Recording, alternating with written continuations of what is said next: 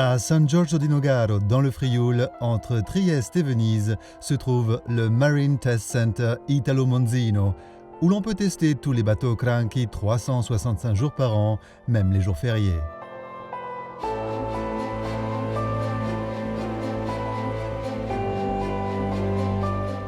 Aujourd'hui, le bateau que l'on va tester est fabriqué par Cranchi et mesure environ 16 mètres de long, c'est le E52F.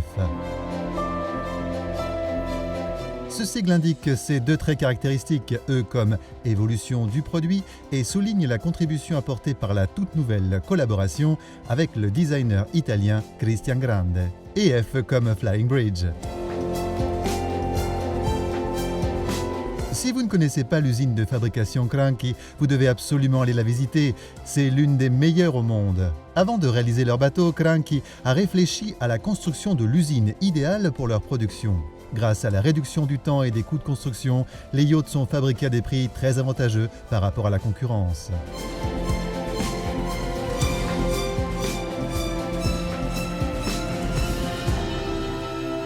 Pourquoi choisir un bateau ayant un pont supérieur ?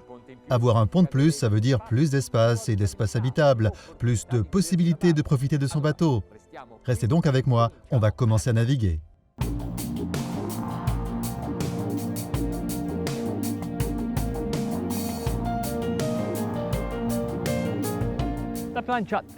Le tableau de bord est asymétrique, ce qui permet de trouver les commandes même les yeux fermés, de surveiller les instruments analogiques lorsque l'on regarde à l'horizon et que l'on gère le traceur de la main gauche. Et ce joystick là-bas, à quoi sert-il ? À l'arrière se trouve une table munie de bords rabattables et un divan tout autour. Si l'on manœuvre ce dossier, on obtient 2 places à côté de la timonerie. À l'extrémité de la poupe, le meuble de cuisine et tout le salon peuvent être abrités par un taux. Le cockpit est un endroit agréable aussi bien en plein soleil qu'à l'ombre.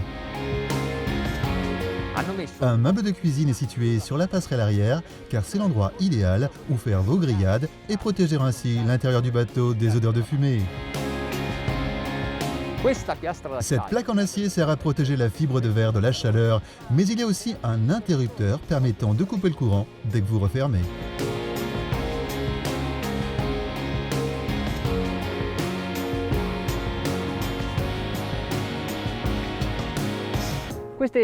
Grâce à ces vitrages, la cabine marin est lumineuse et ces 3 couleurs nous rappellent que ce sont 2 familles, les Cranchi et les Monzino, qui détiennent les rênes de l'entreprise et qu'elles attachent beaucoup d'importance au Made in Italy.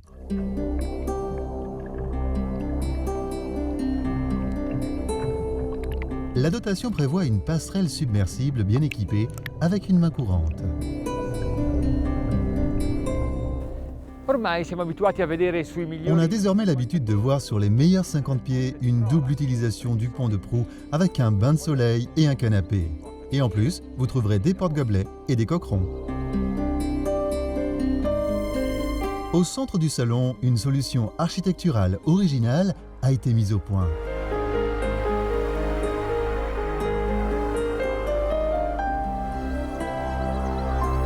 Les lignes du mobilier, des canapés et des matériaux sont merveilleusement bien coordonnés entre eux. Un ameublement contemporain fort agréable, ne renonçant en rien au côté fonctionnel. Le designer d'intérieur a voulu réaliser l'accueil le plus large possible en ameublant le pont avec 4 canapés formant un carré. Si vous êtes peu nombreux, vous y serez tous très bien. Dans le cas contraire, tout le monde sera à l'aise. Les dimensions et les positions de la table sont réglables. La cabine propriétaire est sans l'ombre d'un doute belle, élégante et aussi discrète. Ses finitions sont impeccables. Le plancher est sur plusieurs niveaux, mais les bateaux, vous le savez, regorgent de marches et d'escaliers. Elle est dotée de 2 longs meubles de rangement, d'une armoire à 2 portes et d'une tablette de maquillage. Le bateau est disponible exclusivement avec 3 cabines et 2 salles de bain pour un total de 6 couchettes en tout. La cabine VIP est très confortable et lumineuse. Les couchettes de la chambre double sont assez proches. la cabine marin est en option et est bien plus spacieuse que beaucoup d'autres.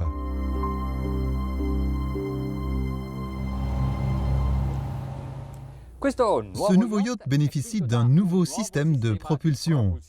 Ce moteur, c'est le D8 de Volvo Penta, un 6 cylindres de 7700 cm3 capable de fournir jusqu'à 600 chevaux.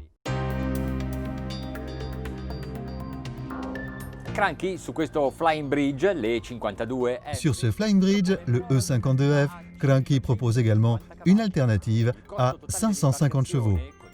Le bateau avec le moteur le moins puissant coûte en tout 30 000 € de moins, c'est-à-dire 30 000 € pour 100 chevaux en tout.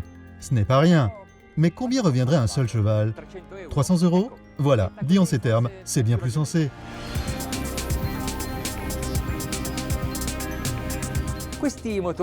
Ces moteurs sont alimentés par un système d'injection électronique Common Rail possédant 4 valves par cylindre. Et en plus des turbocompresseurs, ils ont aussi un compresseur volumétrique, ce qui rend la courbe de couple parfaitement homogène, plate, de 1700 à 2400 tours minute sur une valeur de 1750 Nm. Il est important que les moteurs donnent une telle propulsion juste au moment où le bateau entre en mode planage. L'on peut dire que ces moteurs et cette coque sont faits l'un pour l'autre. Avec ces moteurs à presque 2000 tours minute, la consommation de carburant est d'environ 110 litres par heure. Ce qui veut dire qu'à la vitesse de 11 nœuds, la consommation est de 10 litres par 1000.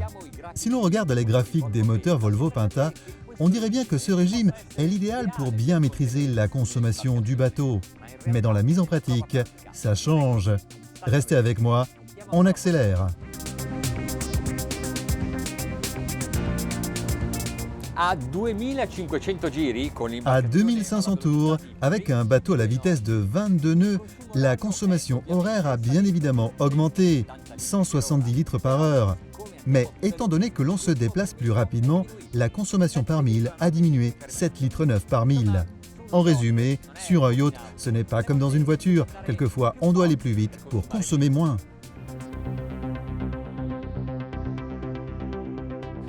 On va essayer d'amener les moteurs à leur régime maximum.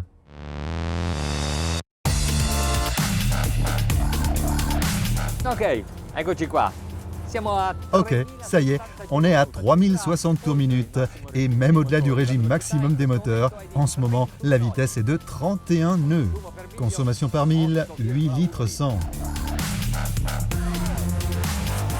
Si vous maintenez toujours cette allure, vous n'irez pas bien loin parce que l'autonomie n'est pas élevée. Cependant, si vous choisissez l'allure avec laquelle se déplacent les voiliers, alors, dans ce cas, vous pourriez bien parcourir avec le plein 1570 litres, plus de 1000 milles. En attendant, nous on va tester un accostage à toute vitesse.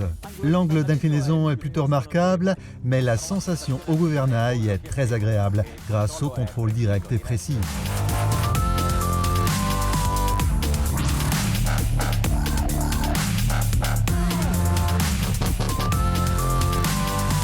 Un des atouts de ce bateau est qu'il est silencieux.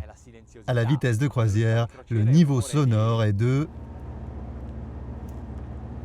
67 dB.